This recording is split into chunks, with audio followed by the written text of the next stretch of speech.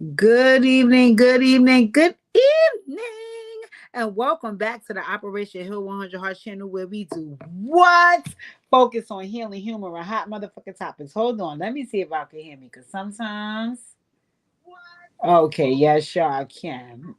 Because sometimes things get out of motherfucking hand, and I gotta let folks know it's me. Hello, it's me. Hello. Welcome to Lit at Six. Welcome, my good old people. I know y'all probably was nervous. Y'all thought I wasn't coming. Y'all thought I wasn't coming. Mm-hmm. Mm-hmm. Y'all ain't getting no notification, so y'all was popping and panicking. Y'all was nervous. Don't be, baby. I told you I got y'all.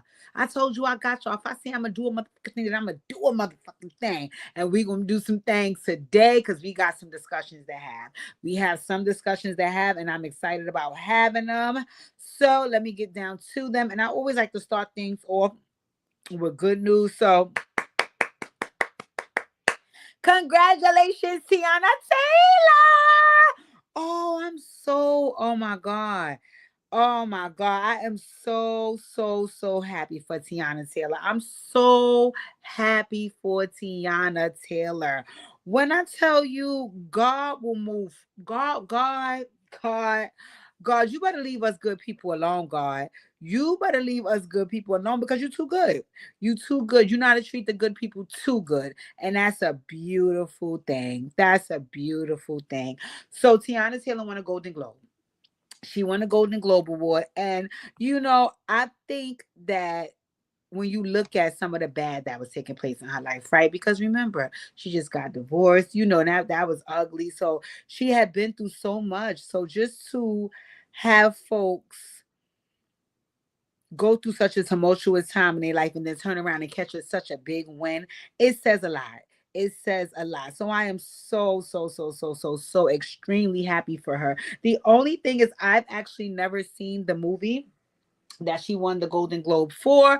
But in any event, I'm going to watch it this weekend because I really want to see what the Golden Globe was won for. And I'm so, as a black woman, proud of her because it goes to show that we could grow through some shit. But as long as you keep your eyes on the prize and you stay kind and good hearted, God gonna hold you down. He is gonna hold you down. So it says Tiana Taylor becomes emotionally overwhelmed as she meets hero Julia Roberts at the Golden Globes. No, I don't want to know about her meeting no Julia Roberts. I want to know what she said when she won her award. I don't got time for this.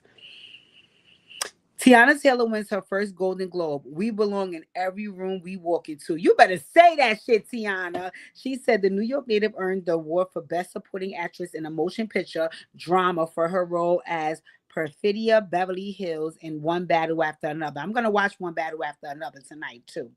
It says Tiana Taylor kicked off the Golden Globes Awards 2026 with a career milestone, winning Best Supporting Actress for her performance in One Battle After Another. The early victory marked Taylor's first Golden Globe and set the tone for a night of celebrating standout work across film and television. You better motherfucking do it, girl. While I'm in a building. Hey, Linda, my nosy neighbor. Make sure you guys hit the thumbs up on the video. Dressed in a custom all black Shia Pirelli gown, the 35-year-old actress, which they should have put, was visibly emotional as she accepted the award for her role in the Paul Thomas Anderson directed drama, in which she starred opposite Leonardo fine ass DiCaprio. That white boy is fine, honey. Anywho, Taylor portrayed Perfidia Beverly Hills, a French 75 member. Oh, I like French 75. And the mother of Willa, as well as Pat's partner, a character whose limited screen time left a large impression. Her win came against a formidable field that included Emily Blunt, The Smashing Machine, Elle Fanning, Sentimental Value, and Ariana Grande, Wicked for Good. Inger Ipsater, Ibzater, Lilius for Sentimental Value as well, and presumed frontrunner Amy Madigan for Weapons. On stage, Taylor closed her acceptance speech with, get out my way. I'm sorry, y'all. Her acceptance speech. Come on, this is crazy. With words that resonated with plenty throughout the ballroom and millions more around the world. Oh, I'm so happy for you, Tiana. I'm so happy for you. God is good. God is good. God is so good. Thank you, Linda. I'm gonna watch the movie. I'm gonna watch the movie. I actually have a pretty long weekend. I have some things to do. Wink, wink. I'll keep you guys posted. But I have a pretty long weekend, so I'm actually gonna watch the movie. I'm going to watch the movie because then I'm gonna come back and give some feedback about the movie after I've watched it. And we can have that discussion if you've seen it already. Like it looks like Olinda's seen it already. All right, y'all know what we gotta do next, ladies and gentlemen. Please hit the thumbs up on the video. Hit the thumbs up on the video. Hit the thumbs up on the video. Y'all know what we gotta do next. We gotta go into our show reviews. We gotta go into our show reviews, and y'all know we starting with the ratchet first. We kicking the ratchet down because y'all know how that shit go. We got to do them first. First of all, they are more of a cackle than anything else, which is why we have to do them first, but we have to do them first. So let's get ready. Get all your things you need. Pull on up, you nosy neighbor. Make sure you go pee. Do what you got to do because here we go. If you don't have a Zeus subscription, you really got to get on it. You really got to get on it because when I tell you, if you want to cackle, it's at least one show on that network that's going to have you literally on the floor crying. And for me, it's Baddies USA this season. So let's get it rolling. Okay. Now, remember, let me get my notes. Remember, the episode ended off with Tommy, allegedly Tommy's people pulling up an SUV, them jumping out trying to pop off, and Tommy getting in the SUV and pulling off with a tongue sticking out, right? So everybody's popping their junk, everybody's hot and heated. Rolly, come here. Rolly, come here. What the fuck do you have on in your confessional? So Rolly is only wearing nets now. So it seems as though like fishing. Never mind. You know what? So Nunu is in one sprinter, but she's trying to tell the other people, like, listen, I left my bag in the other sprinter, so let me head over there and get the bag, right? And next thing you know, I don't know what took place between Nunu and Tavi, but whatever her name is, right? They started going back and forth, arguing down, right? So Fanya is trying to de-escalate the situation. She's trying to close this friend door. Nunu like, girl, go ahead, because what I'm guessing is Fanya and Tavi is friends. And then Fanya and Tavi get into it. I might have to tap out. I might have to tap out until they eliminate Tavi or something. Tavi, whatever.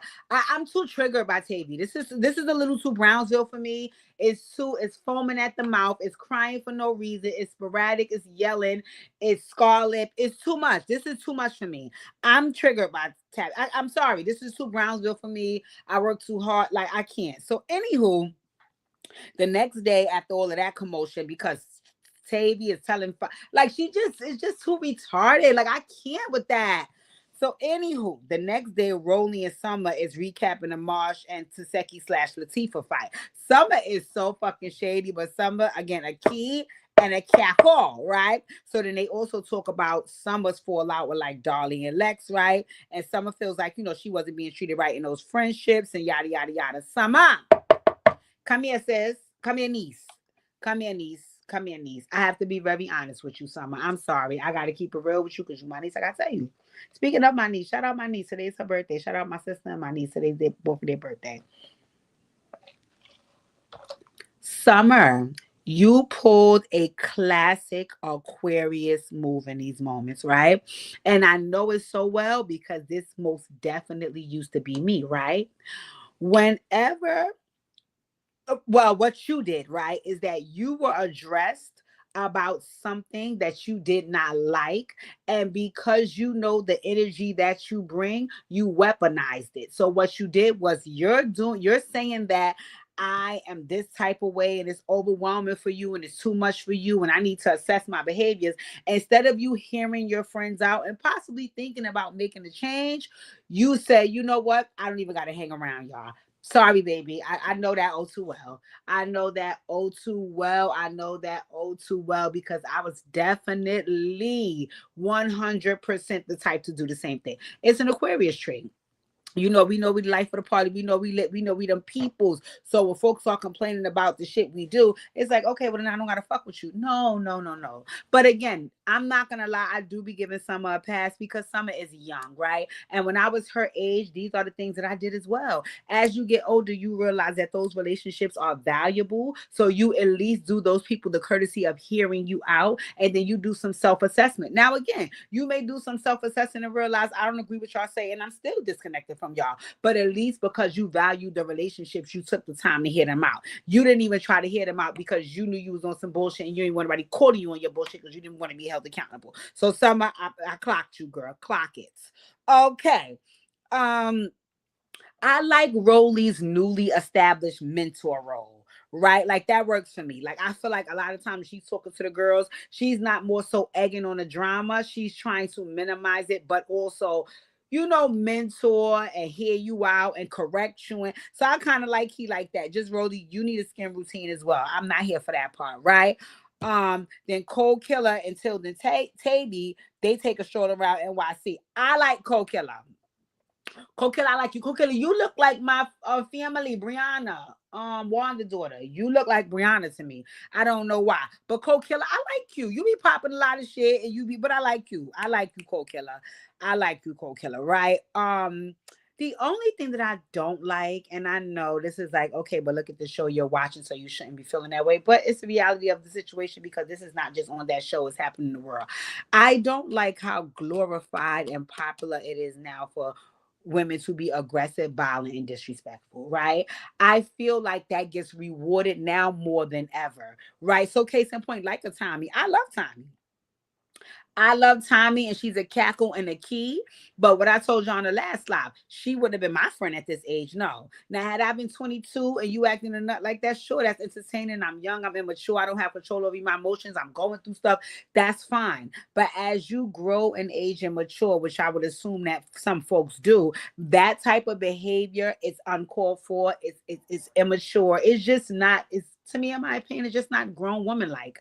So a lot of times I don't like that all of these old ass women and even these young girls, they're pretty much being rewarded for being aggressive and violent and disrespectful. That kind of makes you cool. And in all fairness, I feel like that's a lot of what these men are attracted to too. If a bitch ain't crashing out over you, she don't really want you. Oh no, no, no, no, no, no, no, no, no, no, no, no, no. Absolutely not. But again, that's a conversation for another day. Anywho, fire Nunu check-in, right? And it seemed like they were trying to find a medium between a talk and an understanding, right? And then they bring the Rican conversation up again. Again, I don't know who Rican is. So I was like, wow, what is going on here? Ladies and gentlemen, please hit the thumbs up on this video. Hey, Melisita, my nosy neighbor, please hit the thumbs up on this video.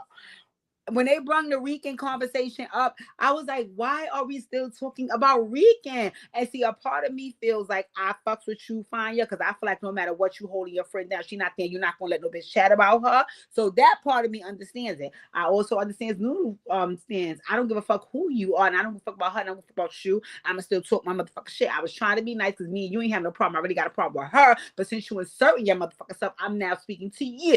So I get why it's happening. I'm just tired of it happening, right? So I think I got what they both was trying to say, right? It was a temperature check-in and yada yada yada. Fanya, you might be my niece low key too. Fanya, you might be my niece low key too. But anyway, when they was doing the temperature check, I ain't gonna front. Nunu, you know what you give me. You don't be really wanting smoke.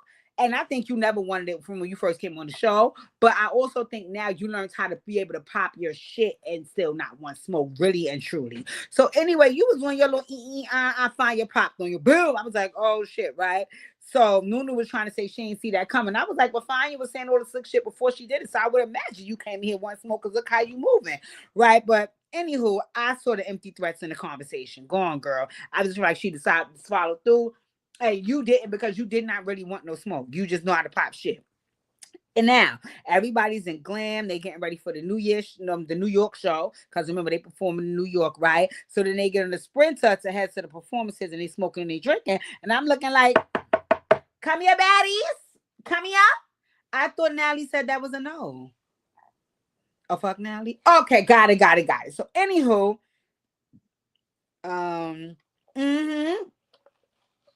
Say it again, Melissa. So Fanya kicked her boot. So what Nunu. I just think Nunu not to talk now. And also I noticed from her confessionals, she not to do punchlines too. So she's like, yeah, like the temperature was real cold when Big New wasn't there. What Big New was there. Like the temperature was cold. Like, yeah.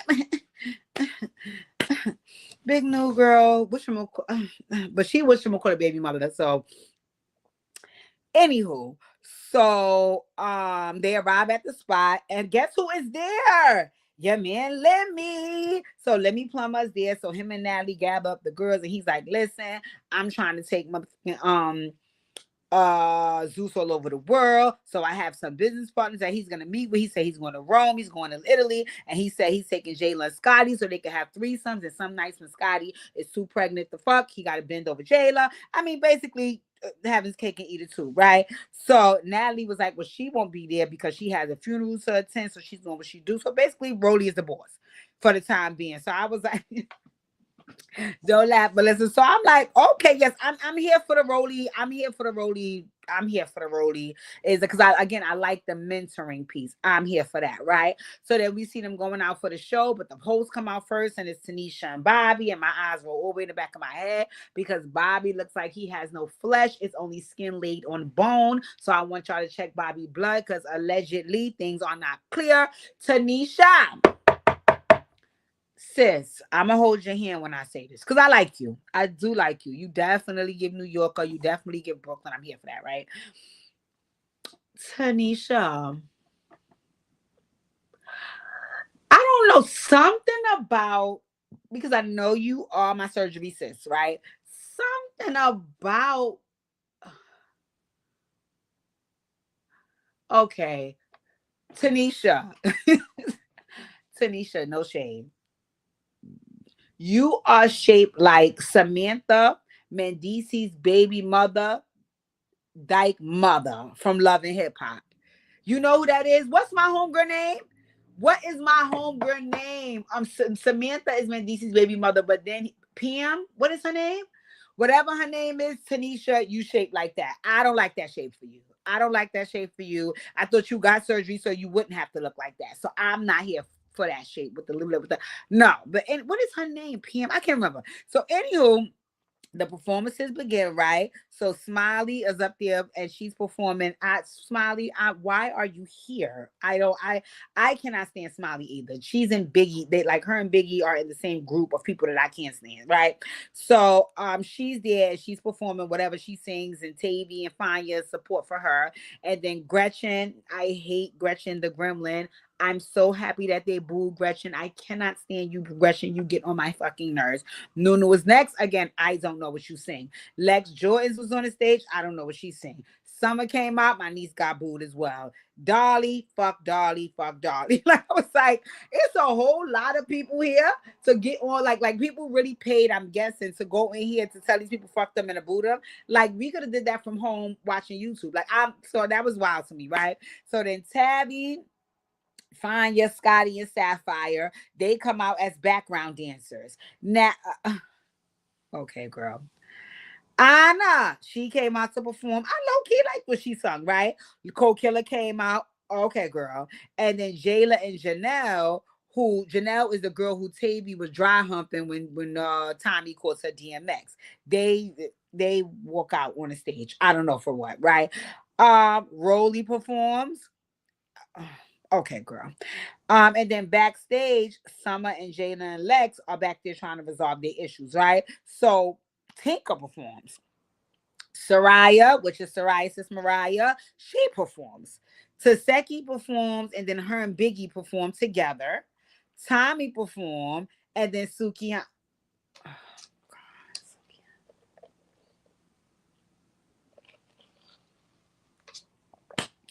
God. Okay, girl. Sukiana performs. I fucking can't. I it's not even a music. I just okay. I'll come back to Suki, right? So then somebody named Louis Pesos performs. Who the fuck are you? And then the show is over and they're at the bar, right? So they're at the bar discussing the performances, right? It's Suki, Gretchen, Lex, Summer, Tinka, Nunu, and Dolly, right? And they're asking about how they feel about getting booed and yada yada yada, right? So Gretchen was like, Gretchen Griffin was like, I can honestly say, like, my feelings was hurt. Like, I felt bad about getting booed. I didn't want that, right? So ladies is there trying to encourage her, like, oh, you know what happens, and it's your first show, and you skinny and you white, drink some Ensures and think about life and stop saying the nigga word, and everything gonna be okay, right? So Suki was like, listen, sweetie, it's because you keep saying nigga like that. This have to stop, right? Cut the bullshit. Let's be real with her. Your skinny long ass chin need to stop fucking saying that, because every time you say it irritates people and it's highlighted, and they would have beat your ass. That's why you was off a couple of seasons, right? So then they start arguing, and it goes left, right? So Gretchen is still confused about why she can't say the nigga word, right? So Nunu is trying to explain, Suki is trying to explain. It's going left. Then they bring in a producer, and then next thing you know, they start arguing, and and Gretchen and Gremlin called Suki Botch Barney. Girl, I fell out because I was like, girl, you mean baby Bob. You fucked that read up like you didn't clock it the way you were supposed to, right? But it still was funny. And next thing you know, Suki popped on Gretchen. Boom, boom, boom, boom, boom, boom, boom, boom, boom. And the fighting motherfucker suit. Doom, doom, doom, doom, doom. Doom, doom, doom, doom. Doom, doom, doom, doom, doom. Doom, doom, doom, doom. Right? Now, Gretchen, your ass need to be nigga knocked. I'm tired of you. I don't even know why they brought you back. I probably would have been okay with them bringing you back in conjunction with Callie, which is Blueface sister, because she was holding you down and wearing her jump mans and shit like that. I was here for Callie being your supporter and holding you down and allowing you to say nigga and fighting for your stuff. I didn't want you saying it, but at least I don't want your pale, long chin. You look like a young smoked out Cher. That's what you, Gretchen. I just cannot stand you. Just leave the show. I don't want you here. Vote you off the island. Fuck that, right? So then after that, the concert is still popping. Natalie is performing. The girls is upstairs doing what they do. Ladies and gentlemen, please do not forget to hit the thumbs up. Please do not forget the thumbs up. The ladies and gentlemen is up there doing what they do, right? So the Sapphire snatches the mic from DJ Sky. And she was like, I want to know where the fuck that whole Gretchen the Gremlin is at. Sapphire, come here. Now, I want to be clear. Let me be fair with my girl Sapphire. Sapphire got the best body next to Tommy on Baddies. Let's be clear about that. But the other part about it is Sapphire. I know the last time that you didn't eat Suki Coochie, she made you pay for it for years and months on eternity. So this time you want to just stop her up in front of the crowd in the club on the stage. But we don't have time for this bullshit performance she's on right here. So I'm looking at Sapphire long ass Jamaican boat feet. Like, girl, go sit the fuck down and go shut the fuck up. You don't even, what are you? Sapphire, we liked you when you was bringing out the big pencil and trying to talk all eloquently here. Bitch, we don't give a fuck. We don't care. Go. We know that you lick her. We know that. We're very clear that you eat her coochie. That you guys are the new DJ Sky and Krishan. We get it. We get you the sidekick that on a horny night she drag her coochie across your face when she aggravated and upset, or she let you join in for a three-way. Listen, we're not knocking that. We're not knocking that. What we are knocking is to now try to act like you more mad than Suki because you know you're not gonna be able to stop her up again if you don't get involved in this fight. Sapphire, we not here. We not here, sis. We not here. So everybody was like, Sapphire, go on, girl. Go the fuck on, right? So Natalie continues performing. Lemmy is on his King Kong shit on the stage. Lemmy, please go to hell. Then they did a meet and greet, and the show was the fuck over. I was like, oh, okay. Okay. I see what was going on. I mean, definitely like the cast. Definitely like the cast that's there. Um, Even though it's something I don't like, I know they're needed for the show, like Biggie, like Gretchen, like Tavi. You know, whether I like them or not, they're needed for the show. So I mean, I'll stick with it, but it ain't too much my motherfucking thing, right? I want to tell y'all about Married to Medicine because that was also a good show too. Ladies and gentlemen, if you're just arriving here, hit the thumbs up, hit the thumbs up. We're gonna go into Married to Medicine. I want to tell y'all about Jim Jones and him and them releasing some footage with Dame Dash. Girl, why are you laughing? But listen, this is real motherfucking business. All right, so stick around for Married to Medicine review. On the Married to the Medicine review, the episode starts off with them showing the ladies at work. I like that. So all the ladies that are in the medical field, they show them Jackie, Angel, Dr. Mimi. I was like, okay, this is what's up, right? Ladies and gentlemen, hit the thumbs up. Yeah, Melissa, that comes on Bravo, but you could catch the next day on Peacock. I'll give you more deets tomorrow. It's some old bitches with drama. It's good. It's kind of good. It ain't as good as Zeus with a drama, but it's all right, right? So, anywho, in the next scene, Angel, Quad, Contessa, and Heavily get together at Quad's house because they want to talk about Quad's trip to Ghana. And Quad revealed that they have 4 eggs over there in Ghana that was being fertilized, right? Contessa, come here. Contessa. Contessa. Again, I ain't fashion forward as Rihanna, bitch. But girl, I ain't deep in the trenches where you at. Contessa, you look like a prostitute when you came to Quad's house. That dress, not only it could have been the most expensive dress in the world, it just looked cheap. Your hair looked like you had sweated it out. The titties, I know you got reconstruction, and all that bullshit because you didn't want breast cancer. Got it. So we know that you didn't do that for vanity. So it's not like we expected you to have some Dolly Parton titties. But girl, dump that. What they did, no, no. You need to go back and reconstruct again because I hate this for you. It looks like they made your titties uglier. God forgive me. But I'm happy you did that to alleviate getting breast cancer, right? Then you are always inappropriately dressed. And Bravo ain't shit because they rolled the footage and showed every single time you showed up somewhere and everybody was like, Contessa, did you get the memo? What are you wearing? So you look crazy, but you did come in bearing gifts, right? So anyway, meanwhile, King was on the other side of town meeting up with the fellas at the barbershop. He was meeting up with Cecil and Eugene. I love Uncle Cecil. I love Uncle Cecil. And Eugene, I mean, you ain't my cup of tea. If I was an old bitch, I probably would have been on Cecil ass. I wouldn't have had time for Eugene, but I like that he's a man of good character. So I do like Eugene. Just I don't look at him like that, right? So then King is just discussing. He's like, the trip to Ghana is very time consuming. It's taken away from my work that I do. Whether I'm with Quad or not, it's taken away from me being a dad because King do have a daughter. And he was like, but he's trying to support Quad through this process. Come here, y'all. I have an issue. I have an issue with the way that King is describing this process because he is not describing it like, well, Quad and I are really trying to have a baby. It's just that, it's getting hard and I'm getting discouraged. He's more so describing it as, well, Quad wants a baby, so I just got to do this for her. I'm sorry? Quad girl, I'm a little nervous. I think you're going to be a single mother, girl. I think you're going to be a single mother because I'm getting so nervous because the way I was like, okay. Even in the confessional, he was saying things like, no, I just got to worry about you. And she was like, no, but that's not right. Quad gets on my nerves too. I can't lie. So anywho, then the ladies tell Quad about the bag making event, how Toya and Heavenly got into it. Heavenly is full of shit. She always full of shit. And Contessa, your ass is scared of Heavenly now. You know what I see with you? I see what you learned on your hiatus, that Heavenly is a fan favorite. So you only going to pop a little bit of shit about her in interviews in a confessional, but you ain't going to never say shit to her face because all the shit you said in confessional, you were sitting right there. You could have said that to Heavenly. What you did was you deflected and you put it on my Aunt Simone. And when I tell you I don't come from my motherfucking aunt, don't come from my aunt. I love her. That's my girl. So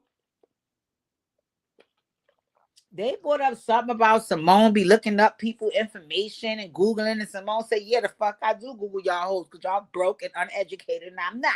Like, so it was something like that. I was over that shit, right? So then in the next scene, we see Dr. Mimi.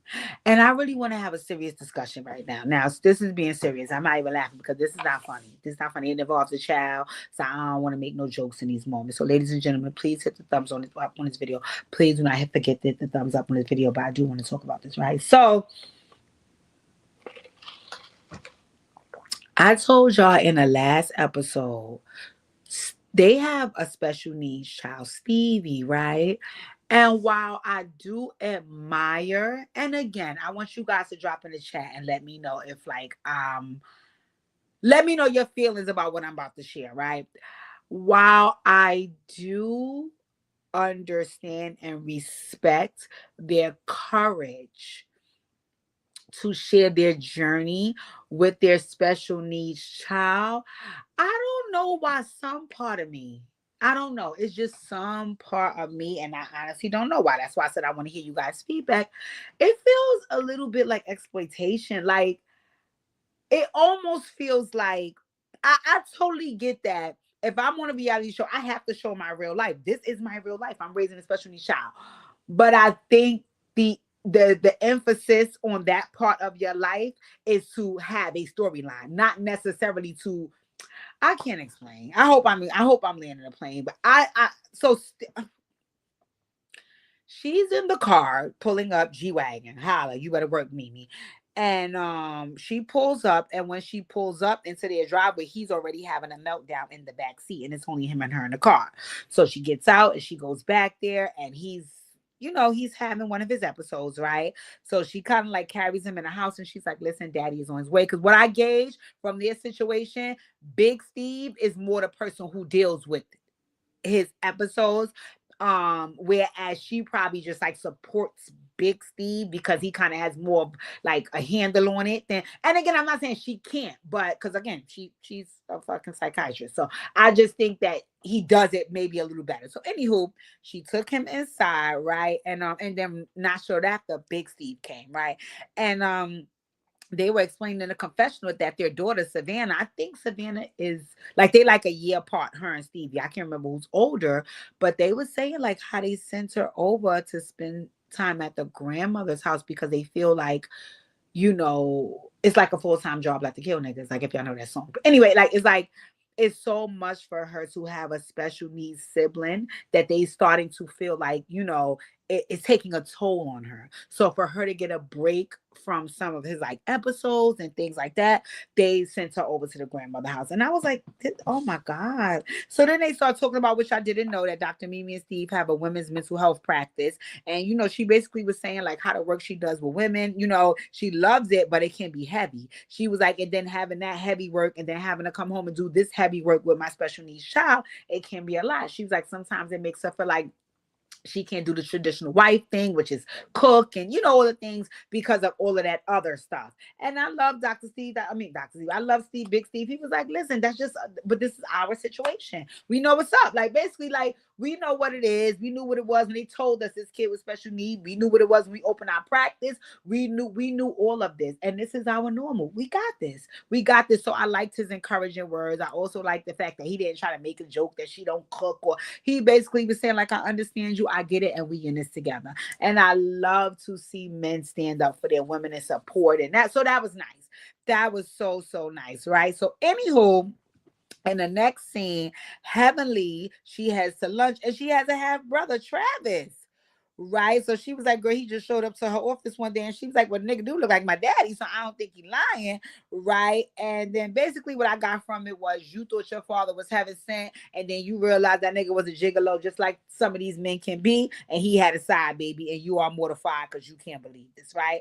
Heavenly, your ass is crafty, but I respect the craft and the arts because none of this would have gotten seen if you were still one of the main characters and not a friend of. I think you're trying to work really, really hard to become a main character again and show your real life because people have peeped that you were not showing your real motherfucking life. You just was going around starting drama. And when they asked you to show your real life, you said no. So they demoted your ass and you didn't think that they would really do that. So now I think you're trying to show your real life if this is real so you can get back promoted. So anywho, Heavenly was saying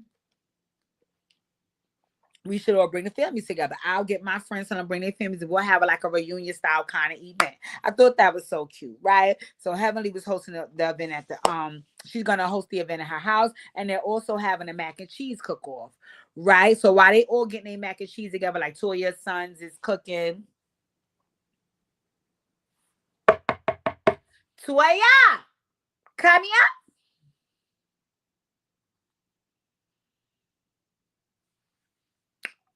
Um, is the cooker?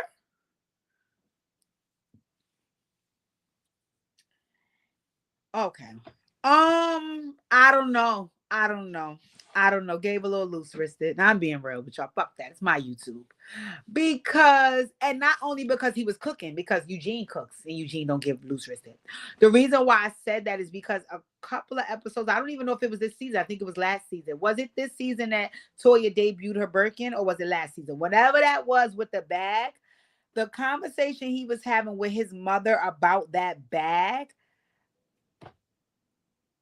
Yeah, I'm watching him. Okay, got it. So anyway, Everybody's cooking a mac and cheese. And Cecil, again, because the career women, it seemed like the career women don't have time to be like traditional wives, and the husbands understand that. So either they take on that role of being like the cooker or the cleaner, or they hire somebody to do it. Who knows? So, anywho, in that household, you can honestly see, because Cecil Moore was a 9 to 5 guy, he took on the cooking and the cleaning. So he was doing the cooking of the mac and cheese, and him and Simone was having a discussion. So Simone brought up how she basically feels like, listen, I don't feel like, I'm supported. I don't feel appreciated. I don't feel like you have my back.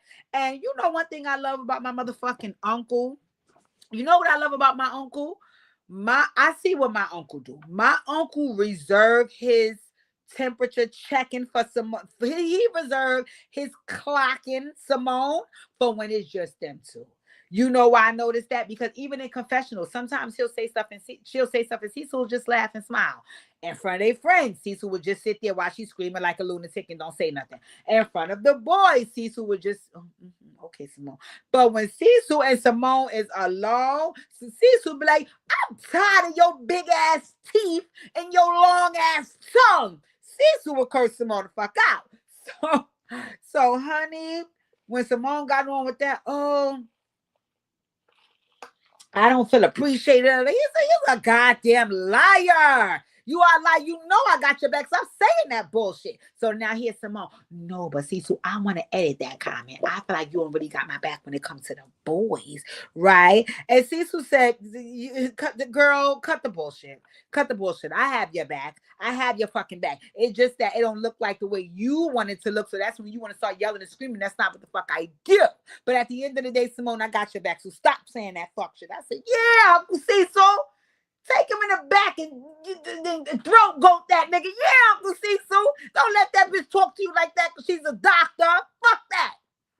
I like when Uncle Cecil did that shit. And if you watch another clip when they showed they was in counseling, he cursed her big ass teeth out last time. I'm not playing with you, ho. You gonna watch how you talk to me. Yeah, Uncle Cecil. But I also love that Uncle Cecil don't do that in front of nobody else because he don't want to embarrass his woman. Uncle Cecil, I like you. I like you, Uncle Cecil. You really my uncle. So anyway, it's the day of Heavenly's family reunion event, right? And let me tell you something, Heavenly. I want to say something to you. You look good. You look good. You look good because you didn't have on no shapewear, no fire high, and you look good for older women who has had work. You're keeping your work up well. You look good, Heavenly. What don't look good is them wigs, sugar. What don't we got to stop that? We got to stop that. We have to stop that. And I understand what you're saying. I'm not all glammed up and dolled up every day, but Heavenly, you on TV, make it work. Them wigs don't look good. They that don't look good. So anywho, Dr. Daddy show up and then Zachary arrives, but no Damon Jr. Damon Jr. got his money. He is dragging his nuts across Heavenly motherfucking neck. He is standing on business. So he is not showing up for nothing. He's not answering the phones. He's not being bothered. So now she asking questions like, Zachary, did you speak to? And Zachary is like, yeah, he good, great. And is he? You got to talk to him about that, sugar. But I didn't do. I don't have nothing to do with that. But Zachary, that's between y'all. Like, no, because you know what I think? And I just told somebody this in the text. I was like, I feel like Heavenly is a bitch to them kids, aside from Alora, them boys. And I think that Dr. Damon is the more confident, loving, nurturing parent. So they like him more than they like her. And she don't give a fuck. Because I think in her mind, I'm treating y'all better than my mother treated me because my mother had me in a room with no windows. I have y'all in a mansion. So y'all should be appreciative of that. No, but that doesn't replace nurturing your fucking kids, Heavenly. And you can tell you don't know how to nurture nothing other than your man because look the way you speak to and treat everybody around you. So I think them kids feel like, fuck you, I'm off you. And I think that's why Dr. Damon let that slide. Because I'm thinking like, if a mother and a son have one negative interaction, my mother has two sons. She loved the dog fuck out of them. Like it wouldn't just be the disconnect. And even if it was, let's just pretend in some world would be like, oh, my mother's not fucking with my brothers. That I would be trying to fix it. My other sibling would be trying to fix it. My father was alive. He'd be trying to fix it. Dr. Damon pretty much be like, well, that's on y'all. So I don't know if he does that because he wants to be the liked parent or because he know that they feel that way for a fucking reason. You're a fucking bitch. And I do believe you're a fucking bitch. It shows up everywhere you go. So anywho, the family start arriving. Good Louis bag, Toya. Good Louis bag. You ate that, right? So Toya ain't shit. Here cause she go pointing it out. Hey, Zachary. Okay. There's no Damon Jr. So now, you know what I like about the tables turning, right? I think Heavenly, because you're trying to refrain from starting so much drama because you want your main character spot back, that you letting Toya slide with a lot of shit, and she know that's why she dragging her motherfucking nipples across your neck, playing in your face. She know you done got demoted. Yeah, ho, I'm gonna play with you now. So in a confessional, Heavenly says, you know what, I'm ignoring this bitch Toya because you know what? Eugene Dick's still little, right, Daddy? And she asks that to Eugene. Come here, Doc. She asked that to Dr. Damon. Come here, Dr. Damon. Come here, Dr. Damon. Come here. Because I'm tired of your pit bull looking ass. And I did this what irritate me, right? So when Heavenly said that, right? Her and her husband is sitting in the confessional. She looks to him and says, Eugene Dick still little, right, Daddy? And you know what he says? I don't know. I don't know anything about that. Yeah, I understand you say you're not knowing another thing about another man dick. That's not my issue. My issue is every time one of these motherfuckers on this show tell you to check your bitch because she be talking crazy about them, you start making all these excuses about why she be talking, why it's okay for her to talk crazy about them. But when Sweet Tea alluded to the fact that your ass might be a cheater, you almost tore Dr. G fucking face off trying to prove a point. So right there in that fucking moment, because that's what they mean, you should have checked her. You should have said, don't do that. Don't do that. Don't talk about that man genitals. Don't do that. If you and that young lady is beefing, y'all have what y'all have. Leave Eugene out of it. And Eugene, I want to tell your baby Huey ass something. You better not be no motherfucking punk. I want to see the same motherfucking energy that Dr. Damon had for Dr. G when Sweet Tea called him a cheater. I want to see you have that same energy from Dr. Damon since he sat there and watched Dr. Heavenly call you little dick. And if your ass be scared, Eugene, I'm fucking done with you. So start lifting your weights now. Start lifting your weights now. Because if you got to scuffle for your motherfucking manhood at the reunion, bitch, you better fight. I'm tired of it. I'm tired of it. So, anywho, moving right along, right? You know, Claudia's dramatic. She brought her whole family. And then Travis, the half brother, brought his family. That was so nice, right? Quad, I see you in pictures and videos with my fellow Aquarius homegirl Cherie Amora. Ask her for some wigs because what you at? No, these wigs. That's we gonna have. No, that's not going. No, it's not. We not. Not at all. Right. So anywho, it start raining at the event, so everybody goes inside. Right. So now Toya is trying to cheat and finagle so her son can win the best mac and cheese. There, he ended up winning. Ashton. We gonna check on Ashton's wrist because they look a little loose. But okay, but she made sure he won, which again, any parent would do for their child. So that too much ain't bother me, right? So then Toya goes out to meet Angel because Angel was there with her air quotes friend, right? Toya is earning her motherfucking check. Toya is earning every dime of her motherfucking check. Toya went out there. Toya was like, "Who the fuck is this?" But Toya, come here, Toya. I want to tell you something. I'm gonna hold your hand when I say this, sis. Let me hold your hand when I say this, Big T.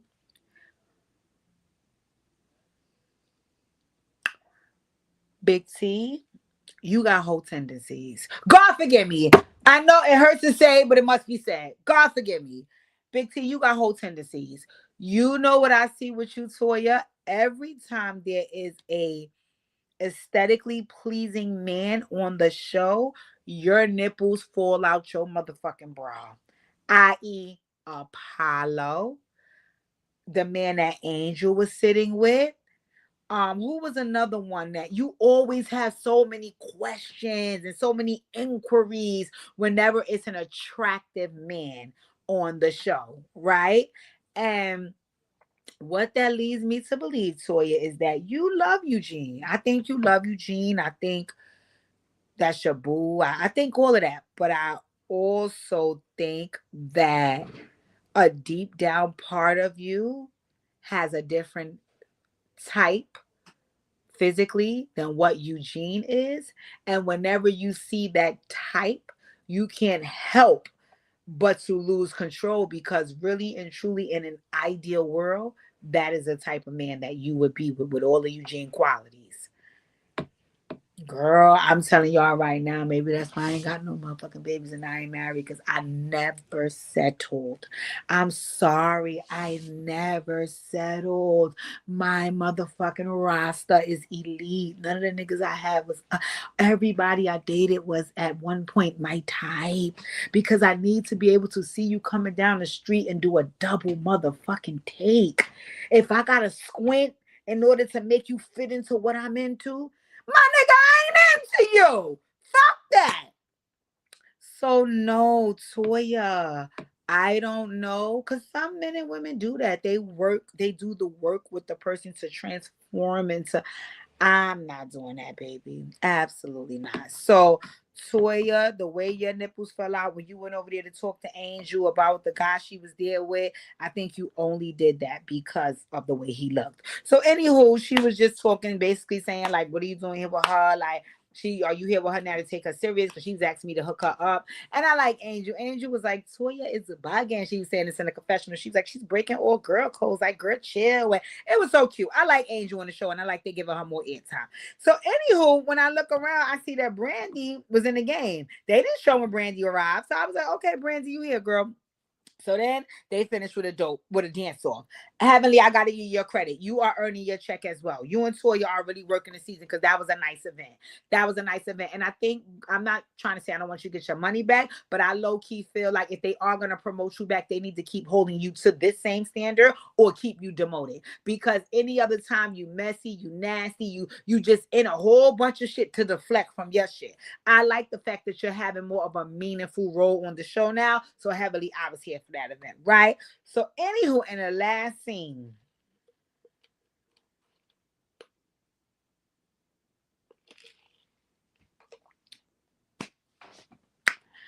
in this last scene, Quad and King is at the house. And Quad, I guess in an effort to show how big her house is, she calls King instead of walking into the next fucking room. He said, he was like, why are you calling me? So anywho, she like, oh, I just got a text from the doctor and we need to talk. So he's like, okay, but just come. Like, I'm coming now. So he went, right? So the doctor basically said that out of the four eggs, only one egg reached the next stage. So those other three, it might not be much for development, right? So uh, first, let me acknowledge some things, right? Let me acknowledge that I've never gone through the trying to get pregnant, like actively working on it, like doing everything under the sun phase, right? So when I hear about women doing that, my heart always goes out to them because that means that you are very adamant about having a baby. And not to say I don't want a family, but I've never gone that far, right? So, I'm always very, compassionate towards that, right? So I get Quad's disappointment and hurt and pain when it came to, I didn't this is feeling more and more like this is not happening. So she was very emotional, right? I like that Quad can be emotional and King can be practical, right? Because remember, that's how it normally is with the balance of a relationship. You have somebody that's, you know, dramatic and overreacting, but they're also more than likely the sweet, compassionate, loving ones. And then you have the other person that thinks more level headed and they're more, making sure that things are in the right positions and done the right way. And, and they're usually more of the planners and you just assist with the executing, right? So I'm okay with him being the more practical spouse. But once again, every time this baby thing comes up, it does not seem like this is a decision that we're making together because we're so in love and want a family. It seems like you want this and I want you to be happy. So let me give this to you. And at one point, I kind of felt like he did want it because he's like, are you going to give me my king? Am I going to get my boy? So I'm like, okay, great, great, great, great, great. It does look like he's on board. But then it always looks like it shifts back into I'm doing all of this for you. But I'm gonna tell you something, and y'all remember I said this. Screen record this.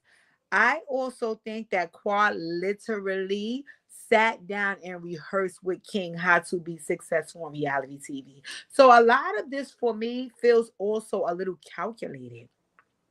I don't know if I genuinely feel like you feel this way, right? Because you also give me like you a little self-conscious. So I feel like a lot of things that you say on screen that will hurt her feelings, just you being a regular guy that you are outside of TV, I don't think you're so outward and forward with hurting somebody. I think she may have told you we need a storyline, so this needs to look this way, so do that, right? But if that's not the case, and Quad, this is just who he is. I'm a little nervous for you, mama. I'm not gonna lie. I'm nervous for you. It looks like you might be a single mother because he keeps giving off like I'm just doing a favor for you. What? So I don't know. I also told y'all on my last live, I find it so ironic that the same motherfucking thing that Dr. G was literally begging Quad for is how God would spin the block and have her look like she's begging another man for. Y'all stop playing with God. Y'all stop playing with God. Y'all stop playing with God. Y'all stop playing with God. Before I go, I was in a conversation today with me and a good friend of mine earlier. We just happened to be colleagues and we talking. I said, you know what? There is something that's taking place in my life, right? And I promised myself, one of my promises for the new year is to trust God. I mean, blind trust, faith of a mustard seed. Trust God no matter what. So when me and my good up friend was talking today and we were discussing some circumstances that, they're very, very unfortunate regarding something going on in my life. And I say, you know what, friend? Mm-mm. Nothing happens to me. Everything happens for me. As long as I what? Trust God. Don't play with God. Don't play with his favorite. I'm literally God's favorite. I'm going to continue to be. You know why? Because I do what? I trust God. So, in any event, ladies and gentlemen, we have reached the end. This was so much fun. This was so much fun. I love to do the like recaps, but not too calculated. I like this way better. This was really, really fun for me. I really, really appreciate you guys. I'm not giving up on Lit at 6. I'm also not giving up on Dear Deja. Let me tell y'all something. Do you know that next week Dear Deja will be 5 years old? Dear DJ will be 5 next fucking. Oh, I can't. I am so. I remember the day I thought like this is crazy. How time will fly. How good God is. Come on, God. Come on, God. God will make room for your gifts. And I got so much more in store. You guys are gonna be so proud of me within the next couple of weeks. I cannot wait to roll things out.